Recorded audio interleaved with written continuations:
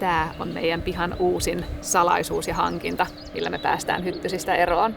Tää on meidän uusi hyttysansa, Mosquito Magnet Pioneer. Eli tää vapauttaa tasaisena virtana hiilidioksidia, lämpöä ja kosteutta. Eli se tarkoittaa sitä, että hyttyset luulee, että tässä on ihminen ja ne tuolta ojasta ja kosteikoista, missä ne asuu, niin ne tulee tänne hyttysansan luokse. Tää ansa imasee ne täältä sisäänsä ja sitten ne jää tänne verkkoon jumiin. Eli tää pyydystää ne hyttyset. Hyttysten lisäksi tämä toimii myös vaikka mäkäräisiin tai muihin verta imeviin ötököihin, mikä on ihan sika hyvä juttu. Paarmoisia ei valitettavasti imase, koska ne on niin isoja ja vahvoja, että ne pääsee lentämään tot imupakoon.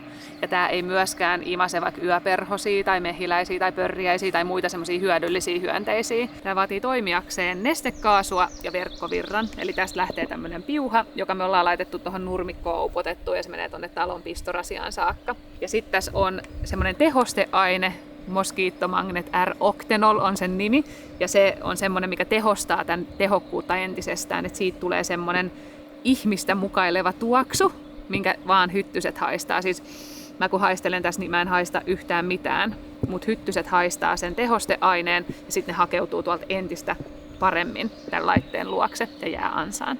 Tämä ansa pidetään käynnissä koko hyttyskauden ajan, eli koko kesän ajan, ja sitten nestekaasupulloa ja tehosteainetta pitää vaihtaa sitten säännöllisin väliajoin, suunnilleen 3 viikon välein. Tämän laitteen toimivuuden kannalta sen sijoituspaikka on ensisijaisen tärkeä. Tämän pitäisi olla varjosassa paikassa, mahdollisimman tuulettomassa paikassa, suunnilleen 10 tai 12 metriä tuolta alueelta, missä me itse oleskellaan, ja se pitäisi sijoittaa niin kuin sen oleskelualueen ja hyttysten asuinpaikan väliin.